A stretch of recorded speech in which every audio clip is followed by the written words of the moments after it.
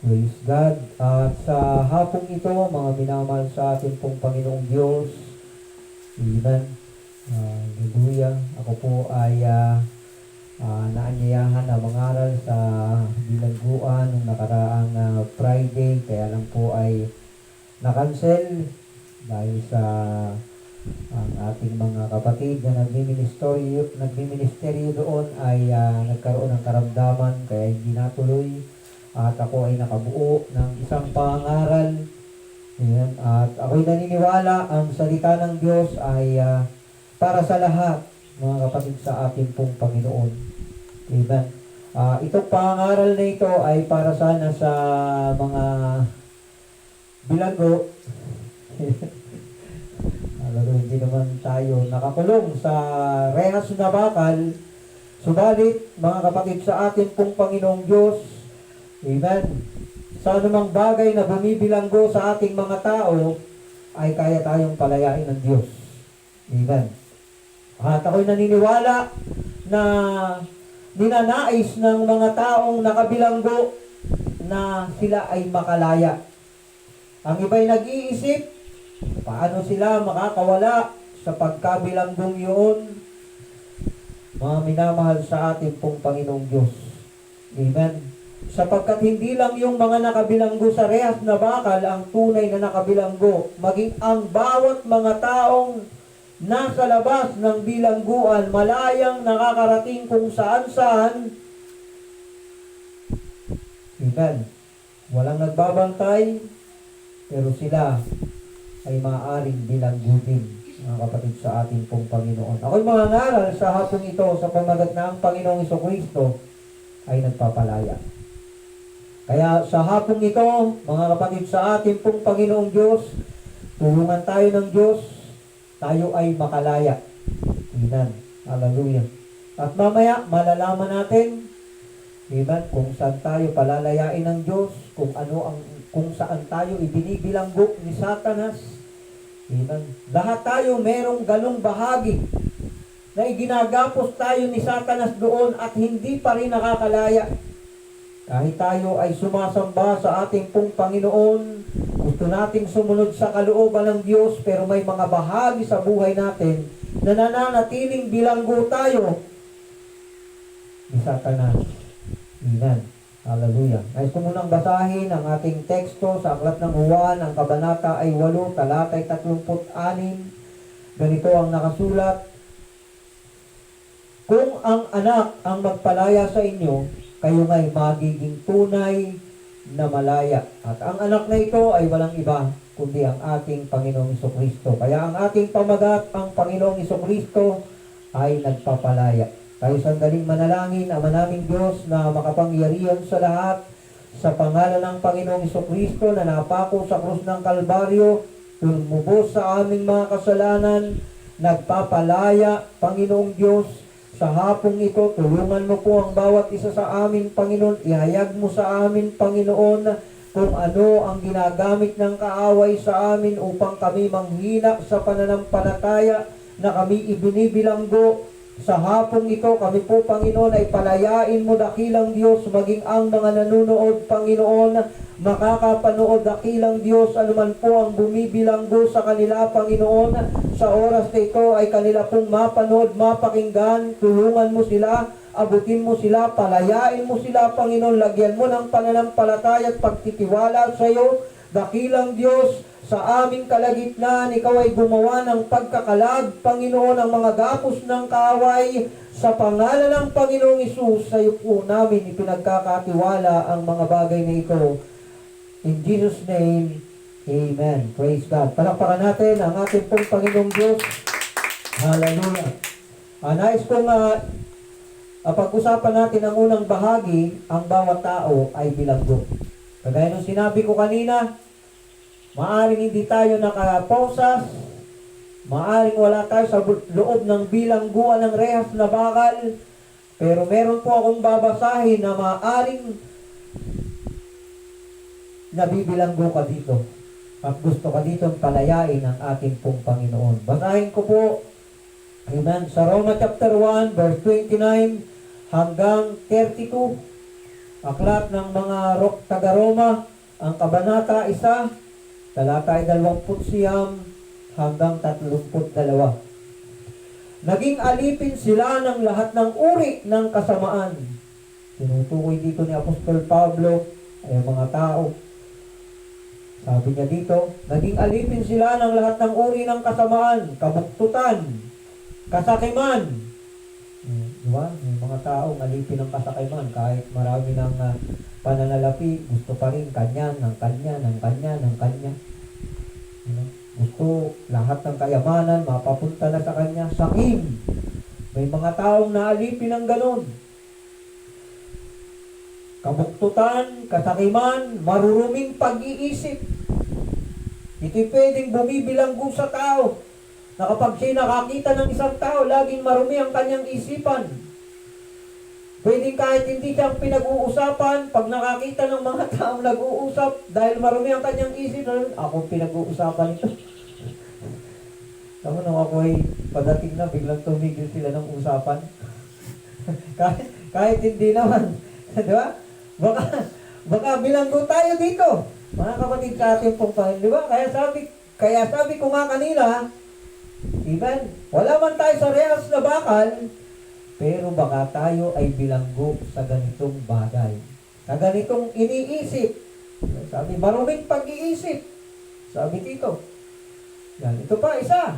Pagkainggit. Baka tayo ay nabibilanggo ng pagkainggit. Masama yun. Alam nyo bang kasama doon sa tinatawag na 7 deadly sin ang envy? Tama ba ang aking pagka-English? Yung inggit sa Tagalog. Diba? Yun ay kasama sa 7 kasalanang nakamamatay. Yung pagkainggit, kaya pag ang tao ay nabibilanggo sa inggit, yung bang makakita siya ng isang bagay na meron yung kanyang kapwa, kahit mahal niya sa buhay, makikipagkompetensya siya. Diba? Bakit sa ating pong Panginoon Diyos? Dapat kung anong meron sila, meron din ako. Diba? Baka tayo bilanggo nun. Diba? Kaya ang ating Panginoong Isus ay iniibig tayo at gusto tayong palayain. Hindi gusto ng Panginoon ang pagiging ugaling mainggitin. Amen. Yan. Pagpas lang. Ay, wala naman siguro nito. Wala pa namang nakakapatay sa atin. Pero sa isip, marami yan. Di ba? Sa mga makakapanood, baka mamaya kayo dahil sa galit nyo ay sabihin, hindi pa sana siya mamatay. Di ba? Masama yun. Sa isip mo pa lang, pumapatay ka na. Ito pa, yung pagtatalo. Yung mahilig makipagdebate, mahilig makipagtalo. Diba? May mga taong bilanggong ganun. Gusto lagi nila, sila ang tama. Makipagtalo palagi. Ayaw magpatalo. Alam nyo ba yung debate? Diba? Ang tawag yan ay yung pakikipagtalo. Walang nanalo dyan. Parehas talo. Kaya nga ang tawag dyan, pakikipagtalo. Lahat talo. Diba?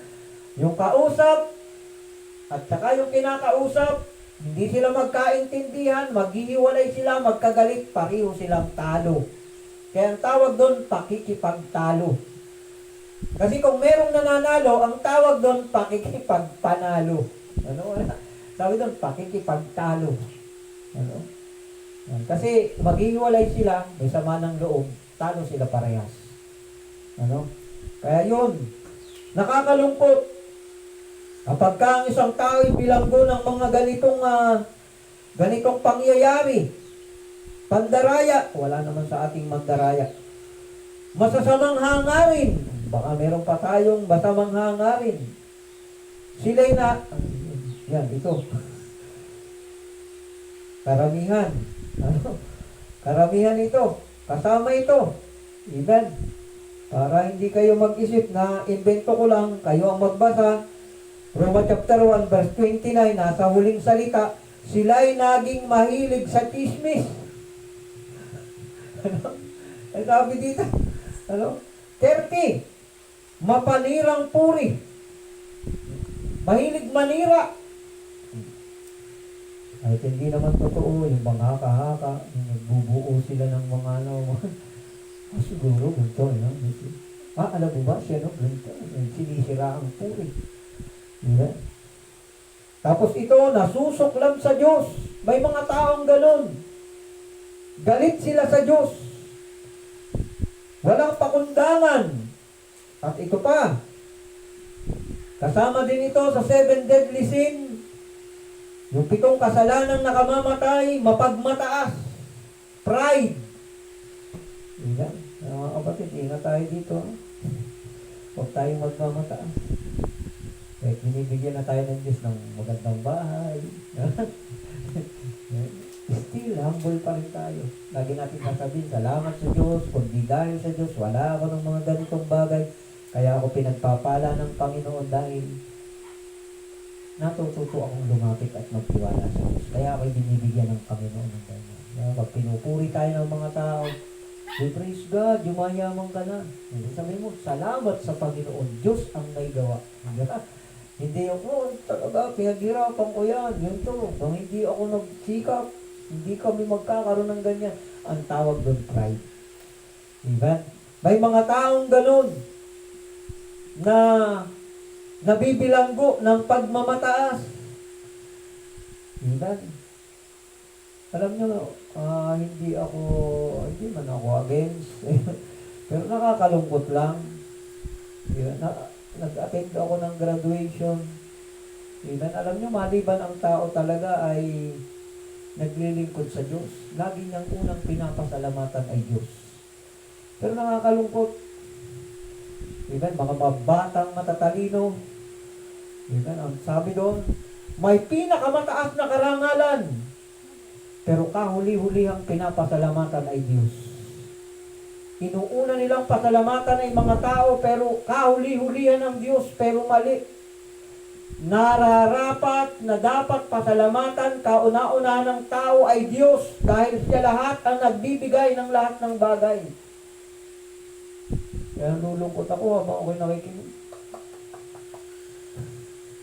Kawawa naman ang nahuhuli ang Diyos. Pinapupurihan, pinasasalamatan, lagi unay mga tao, kahuli-hulihan, salamat sa puong may likha. Kahuli-hulihan ng Diyos. Sabi dito, mapagmataas, mayayabang. Ganun. Ako yata. Alipin pa yata ako nito hanggang ngayon. Kaya pag si pastor ay na pagkikita niyong mayabang, sabihan niya si Pastor Actor. Nabibilago ka na naman ng kayabang. Nagagapos ka na naman ng kayabangan. Di ba? Pinalaya ka na dyan ng Panginoon. Pwede niyo akong sabihan. Diba? Pwede niyo akong sabihan, paalalahanan, kasi minsan talaga bilang tao, hindi natin alam, lumalampas na pala tayo. Diba? Mahirap pag nabibilanggo. Akala mo okay na okay ka, pero ang tingin na pala sa'yo ng mga tao, ikaw ay mapagmataas na at mayabang ka na. Magkaroon lang ng mayabang na. Diba? Grabe nang magsalita. Ganyan. Hindi natin alam, nagagapos na pala tayo dahan-dahan. Ito pa, mapagkathanang kasamaan. At suwail sa magulang. Baka tayo ay nabibilanggo pa ng pagiging suwail sa magulang. Salamat sa Diyos. Amen. Tayo ay pinalaya na sa pagiging suwail sa magulang, kaya mahal natin ang ating nanay. Amen. Hallelujah. Mga kapatid, sa ating pong Panginoong Diyos. Nang ako'y baguhin ang ating Panginoon, natuto ako na gumalang sa aking nanay. Minahal ko ng lalo ang nanay ko. Lalo't siya na lamang ang natitira sa amin. Wala na yung tatay ko, matagal na. Amen. Dati ako'y walang lapastangan ako sa magulang. Amen. Sabihin ko lang ito sa sandali, sapagkat ito ay narito. Matagal akong ginapos ng ganito. Kasama din yung sa kayabangan. Amen. Yung lapastangan sa magulang, para bang ang pinakamababaw na ibig sabihin nun, walang utang na loob sa magulang. Totoo yun. Kasi yung nanay ko, nung ako'y hindi pa binabago ng Panginoon, amen, ay nabalian ang kamay yun dahil nga sa akin. Hindi ko naman binali ang kanyang kamay, pero dahil sa kahanap niya sa akin, dahil ako'y galing sa trabaho, hindi pa ako umuwi, tanghali na, hinahanap ako ng aking nanay, yung nanay ko ay nadulas. At yung kanyang kamay ay napahampas sa simento, yun ay nabali. Hanggang ngayon, yun ay masakit, hindi niya yun may pwersa. Ilang taon na ang nakakalipas. Pero alam nyo ba, pag uwi ko sa bahay, pinagalitan ko pa yung aking nanay. Na ang sabi ko, ako'y matanda na. Hindi mo na ako kailangang hanapin. Ako pa yung galit. Samantalang yung nanay ko, nagmamalasakit lang sa akin. Diba? Kaya ngayon naman, bumabawi tayo. Nakikita natin yung nanay. Yayakapin ko yung nanay ko. Pinapasaya ko yung nanay ko. Kung papaano ko siya pinalungkot noon. Diba? Dahil ako'y pinalaya na ng Panginoon sa pagiging suwail sa magulang, pinapasaya ko naman yung nanay ko ngayon. Diba? Sa anumang paraan. Kahit hindi sa material na bagay, yung ipinapadama ko, yung aking paggalang, respeto at pagmamahal. Diba? Hallelujah. Yung ba pagdating, diba? Hindi ko naman dati ginagawa. O pag dumating na yung nanay ko, o ako'y pumunta doon, ikinikis ko na siya. Sabi ng nanay ko, tonto, ay, hindi mo ako naligo. Ay, ng nanay ko, sabi, ayos lang yan. Diba? Hindi ko yung dati ginagawa dahil ako'y gapos sa pagiging suwail sa magulang. Bilanggo ako. Pero ako'y pinalaya ng ating Panginoong Jesucristo. Kaya kung tayo ay suwail sa magulang, amen, huwag natin kalilimutan, wala tayo kung wala ang ating mga magulang. Kaya dapat natin silang mahalin. Paghariin natin ang ating Panginoon sa puso natin, sigurado, matututunan natin silang mahalin, malilimutan natin yung kanilang mga pagkukulang sa atin. Alam nyo, ako'y iniwanan ng aking nanay, ako ay 3 taong gulang. Yung nanay ko nagtrabaho, tatay ko nag-alaga sa akin, yun ang dahilan kung bakit ako'y nagkasugat-sugat ang ulo, walang masyadong nag-aalaga sa akin. Pero nang kilalanin ko ang Panginoong Jesucristo, lahat yun, kinalimutan ko yun. Pinalaya ako ng Panginoon sa sama ng loob. Amen. Hindi ko na yun inaalala. Kinukwento ko lang doon sa nanay ko. Nay, dati doon, iniwanan mo ako daw, sabi. Sasabihin ng nanay ko, oo nga, iyak ako eh. Sabi ng nanay ko. Kasi daw, nakasalubong daw niya ako. Wala akong salawal, takbo ako. Kasalubong ako ng nanay ko. Pag uwi na sa bahay, sabi ng nanay ko, nasan yung ating bunsong anak? Hindi ko alam kung yung tatay ko nagsabi, yung kapatid ko, ayun na, kasalubong mo na. Hindi ka nakilala. Hallelujah. Pero yun ay aking inaalala na lamang bilang kagalakan sa akin na ako'y pinalaya na ng ating Panginoong Hesus sa pagiging suwail sa magulang. Ginagawa ko na lang yung biro. Wala akong hinanakit sa aking nanay. Amen. Hallelujah. Kasi wala naman ako kung wala yung nanay ko. Hallelujah. Kaya mahalin natin ang ating mga magulang. Kapatid sa ating pong Panginoon. Kung ikaw ay nagagapos ng galit, amen, hayaan mong palayain ka ng Panginoon. Amen. Ang ating mga magulang ay tao din katulad natin, hindi rin sila perfecto. Sila din ay nakakagawa ng mga maling desisyon sa buhay. Amen. Hallelujah. Palayain tayo ng ating Panginoong Jesucristo. Ito pa, sabi, 31. Sila'y naging mga hangal, mga taksil, mga walang puso. Talagang grabe, pagka ganito na, ang gumagapo sa tao, pag siya'y bilanggo na ng pagiging walang puso, yun, hindi na siya nakakaramdam ng awa, hindi na siya nakakaramdam ng pagmamahal, malasakit. Ito ang nakakatakot. Kapag ka ang tao'y bilanggo na ng ganitong bagay na wala na siyang puso, at di marunong lumingat sa kapwa, nalalaman nila ang utos ng Diyos na karapat-dapat parusahan ng kamatayan ng mga gumagawa nito. Gayon man, hindi lamang patuloy sila sa paggawa nito, kundi sumasang-ayon pa sila sa mga gumagawa rin ng mga ito. Yung bang tinotolerate na lang. Diba? May mga ganong tao na hindi na makatayo sa kanilang paninindigan, kagaya nung ating pinag-aaralan. Hinahayaan na lang nila, wala silang boundary sa kanilang buhay. Amen. Sabi dito, hindi lang nila pinababayaan na ganun ang nangyayari sa kanilang paligid, kundi ang ginagawa pa nila, sumasang-ayon sila. Baka bilanggo tayo ng ganito. Kaya bilang mananampalataya, kapag kamali, amen, palayain tayo ng Panginoon sa pagiging takot, manindigan, sa katotohanan, amen, manindigan tayo. Hindi ako dyan, mali yan. Hindi ako sasang-ayon dyan. Amen. Hallelujah. Kaya mga kapatid, sa atin pong Panginoong Diyos, ito ang mga katangian na pwedeng bumibilanggo sa tao. Kaya dito sa ating mga binanggit na katangian, mga minamahal sa ating pong Panginoon sa hapong ito, saan ka dito nakabilanggo? Gusto kang palayain ng Panginoong Hesus. Amen? Bilanggo ka, maari sa galit, bilanggo ka sa hinanakit, bilanggo ka sa sama ng loob, pwede rin bilanggo ka sa karamdaman. Amen? May mga taong bilanggo sa karamdaman. Gustong-gustong bumaling pero hindi sila makaranas ng kagalingan. Pwede kang palayain ng ating Panginoong Jesucristo kung ikaw ay sasampalataya na siya'y kayang gumawa ng himala sa iyong buhay. Meron ding mga taong bilanggo ng kahirapan. Na sila'y nakakapagreklamo, lalo na lang mahirap ang buhay. Bilanggo sila. Amen. Pero anong mabuting balita, mga kapatid, sa ating pong Panginoong Diyos, amen, si Jesucristo ay nagpapalaya, mga kapatid, sa ating pong Panginoon. Amen. Sapagkat ang katotohanan, minamahal tayo ng Diyos at gumawa siya ng paraan upang ikaw at ako ay palayain sa pagkabilanggo. Amen.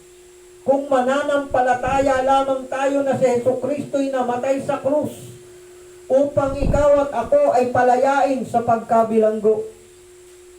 Kung ginawa yan sa akin ng Diyos, pwede mo rin niyang maranasan. Amen.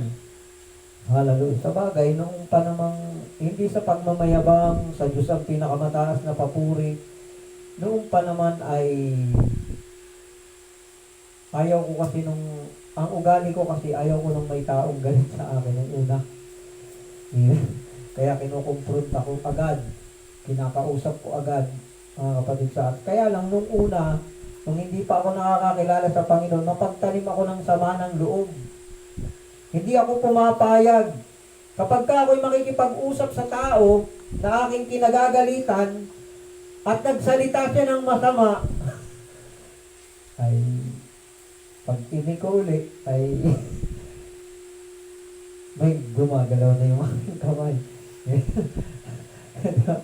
Pero ngayon, hindi na ganun. Usap na lang. Yun, pinalaya na din ako ng Panginoon doon sa pagiging magaan ng kamay. Yun, pag nagalit, basta ako'y nagsalita, kasunod na yun. Minsan nga, nauuna pa yon bago magsalita. Diba? Hallelujah. Mga kapatid, sa atin pong Panginoong Diyos, si Kristo ay nagpapalaya. Kung tayo ay mananampalataya, mga kapatid, sa atin pong Panginoong Diyos, amen. Hallelujah. Yan ang sinasabi dito sa aklat na ating binasa sa Juan, ang kabanata ay 8, talata ay 36, ang ating Panginoong Jesucristo ay nagpapalaya. Sabi dito, kung ang anak ang magpalaya sa inyo, kayo ay magiging tunay na malaya. Amen. Hallelujah. Kung tayo ay bilanggo ng kasalanan, kung tayo ay sumampalataya na si Jesucristo ay namatay para tayo ay tubusin at palayain sa kasalanan, makakalaya tayo dito.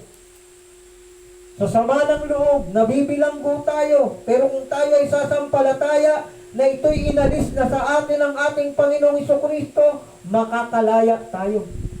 Yung ba sasabihin natin na, ako nga pala ay tinubos na ng Panginoong Jesucristo. Hindi na dapat ganito ang aking ugali. Ako nga pala ay kinahabagan ng Diyos, hindi pala dapat ako nagmamataas. ito ang magpapalaya sa tao.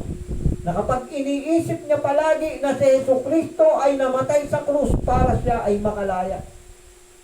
Nakasulat din sa Book of Isaiah chapter 53 na sa ating mga karamdaman sa pamamagitan ng latay ng ating Panginoong Jesucristo, ang mga may karamdaman ay pwedeng makalaya sa karamdaman. Amen. Hallelujah. Mga minamahal sa ating pong Panginoong Diyos. Amen.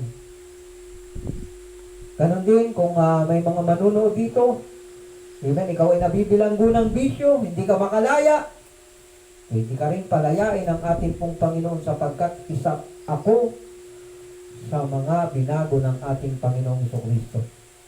Amen. Pinalaya ako sa pagsusugal. Amen. Dati mahilig ako sa wedding. Mahilig ako sa loto. Amen. Sabi nga nung iba ay medyo malapit tayo sa numero, kaya lang hindi natin pinagpatuloy yun dahil tayo ay pinalaya na ng ating Panginoong Jesucristo. Amen. Hallelujah. Ganon din, ako ay pinalaya ng Panginoong Diyos. Amen. Sa sakit na pugi. Pakiramdam mo lahat ng babae may gusto sa iyo. Patingin lang ng kaunti. Ligawan ko ito. Pinalaya tayo doon ng Diyos, maling kaisipan. Hindi pala ganoon, hindi pala yung tama. Amen. Na kapag ikaw ay may asawa na, asawa mo na lang ang dapat mong mahalin. Amen. May pamilya ka na, doon ka na dapat tumutok. Mga kapatid sa ating pong Panginoong Diyos. Nagpapalaya ang ating Panginoon. Amen. Hallelujah. Dati matigas ang ulo. Amen. Natutong sumunod. Kaya mga kapatid sa ating pong Panginoon, amen. Hindi ang relihiyon, kundi ang ating Panginoong Jesucristo ang magpapalaya sa atin. Narito tayo, amen. Hindi tayo nag-aaral ng tungkol sa relihiyon. Ang pinag-aaralan natin, amen, ang sinisikap natin, magkaroon tayo ng totoong relasyon sa ating Panginoong Jesucristo. Sapagkat wala naman talagang relihiyon na napako sa krus. Diba? Amen. Ang napako sa krus upang tayo ay makalaya, walang iba kundi ang ating Panginoong Jesucristo. Kaya kung gustong makalaya ng tao, ang kailangan niyang sampalatayanan at paghariin sa kanyang buhay ay walang iba kundi ang ating Panginoong Hesus. At yun lagi ang ilalagay natin sa ating isip at sa ating puso. Si Hesus ay namatay na para sa aking mga kasalanan, para ako'y makalaya. Kaya hindi na dapat ako muling magpabilanggo. Amen. Hallelujah.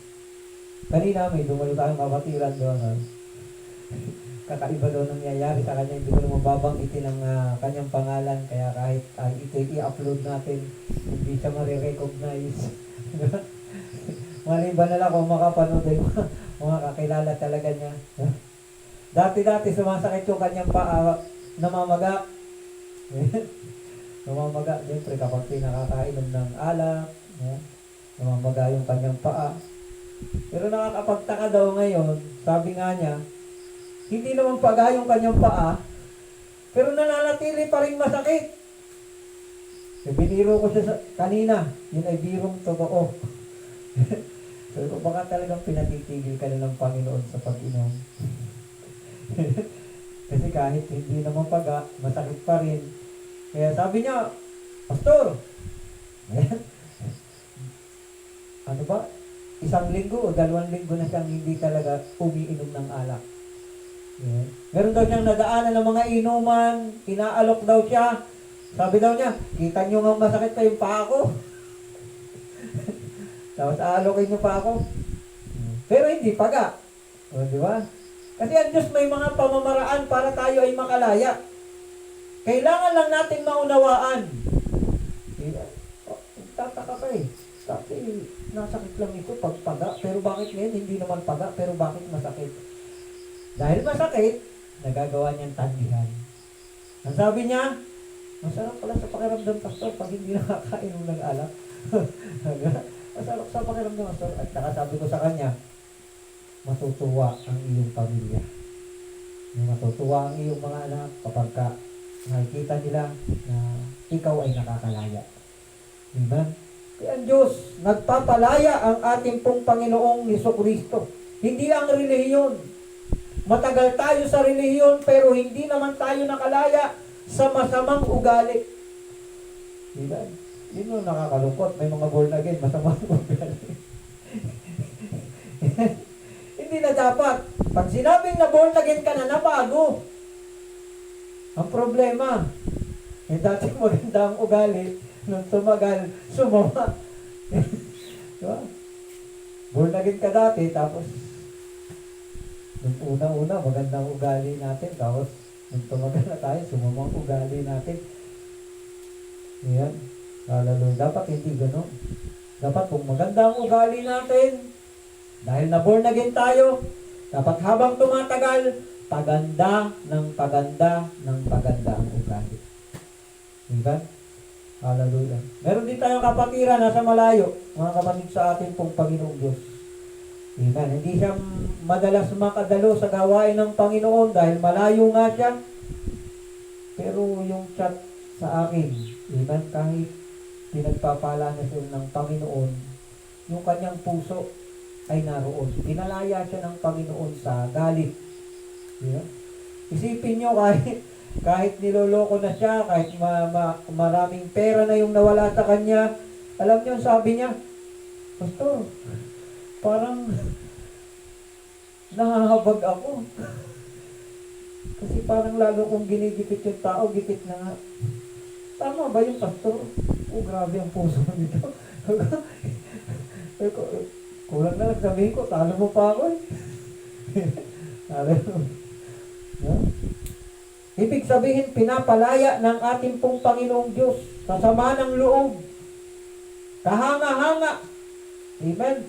Sapagkat habang tumatagal, habang pinagpapala ng Panginoon, hindi nawawala sa kanyang puso ang pag-ibig na inilagay ng ating Panginoong Jesucristo. Amen. Hindi yung Diyo, papayag. No? Isipin mo, Kristiyano ka, mananampalataya ka. Amen. Kaya siya, humahanga talaga. Sa Diyos ang pinakamataas na papuri. Huwag na mangatakihin ng kaaway. Ano? Hallelujah. Talaga ako, humahanga talaga ako. Sabi ko, grabe.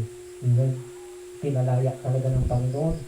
Kahit natagal lang hindi nakadalo, pero naroon pa rin na yung humbleness, nakikita ko pa rin sa kanya, mga kapatid sa ating pong Panginoon, yung pagiging mapagpakumbaba. Kaya ako'y naniniwala, amen, kung ito'y kanyang mapapanood at lagi naman siyang nakikinig, amen, kung yun ay kanyang ipagpapatuloy at mas lalo pa siyang magpapakumbaba, ang sabi ng Bible, ang nagpapakumbaba ay itataas ng Diyos. At ang nagmamataas, ibababa ng Diyos. Amen? Kaya ako'y naniniwala sa kapatid nating yon na kapag ipinagpatuloy niya yung kanyang pagiging mapagpakumbaba, hindi lang yung mga pagpapala ngayon ang pwede niyang maranasan, pagpapalain pa siya ng mga mabubuting bagay, mga kapatid sa ating pong Panginoon. Amen? Hallelujah. Dahil pinalaya sa pagiging mapagmataas. Yun yung sinasabi ko na kung mabait ka na dati tapos na born again ka, dapat lalo kang nagiging mabait. Hindi yung mabait ka kasi born again ka, tapos habang tumatagal. Diba? Meron akong binubuo niyan na pangangaral. Amen? Hallelujah. Yung mga asong lobo na nang pumasok sa church ay naging tupa. At yung dating mga tupa, amen, ay hindi nakapag-ingat, sila'y nagiging mga lobo doon sa loob ng church. Anong ibig sabihin? Sila yung nagiging dahilan ng pagkawasak ng gawain ng Panginoon sapagkat sinisila nila ang mga tupa. Ibig sabihin, inaaway ang mga kapatiran, ang mga bagong dumadalo, kaya walang paglago. Kasi yung palang nandun na dating tupa, naging lobo na siya. Naging mapagmataas. Kaya mga kapatid sa ating pong Panginoon, amen, ang kailangan nating gawin, nating mga tao, para tayo ay makalaya, para tayo ay lubusang pagharian ng ating Panginoon, isuko natin ang ating buong buhay sa ating Panginoong Jesucristo, gawin talaga natin siyang Panginoon, hindi lang tagapagligtas. Gawin talaga natin Panginoon si Jesus Christ.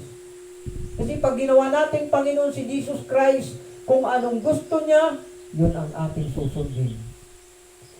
Amen. Yun nga yung nakakalungkot ngayon. Yun, bago ko ito tapusin. Yun yung nakakalungkot sa ating panahon. Maraming pumupunta sa church. Maraming nagsasabing sila'y born again. Amen. Tagapagligtas nila si Jesus Christ, pero hindi nila ginagawang Panginoon. Amen. Anong ibig kong sabihin? Amen. Dahil kahit sila ay itinuturing na mga mananampalataya, ang tawag sa kanila ay mananampalataya, pero hindi si Kristo ang ginagawa nilang Panginoon. Bakit? Dahil sarili pa rin nila ang kanilang sinusunod. Kasi pag sinusunod pa natin ay sarili natin, ang Panginoon pa rin natin ay ang ating sarili. Amen? Pero pag si Kristo ay ating Panginoon, si Kristo ang ating susundin. Kung ano ang gusto ni Kristo, yun ang susundin natin at doon tayo makakalaya. Sabihin natin, ayaw nito ni Kristo, ayaw nito ng aking Panginoon, kaya hindi iiwanan ko na ito. Di ba? Nakakalaya. Mga kapatid sa ating pong Panginoon Diyos, may paglaya sa ating Panginoon. Amen. Kaya kung gusto mo na makalaya sa iyong buhay na ginagapos ni Satanas, ginagapos ka sa kasalanan, ginagapos ka sa kasinungalingan, ginagapos ka sa karamdaman, ginagapos ka sa kahirapan, gawin mong Panginoon si Jesus Christ at ikaw ay kanyang palalayan. Yun lamang po, mga kapatid sa ating pong Panginoong Diyos. Amen. Hallelujah.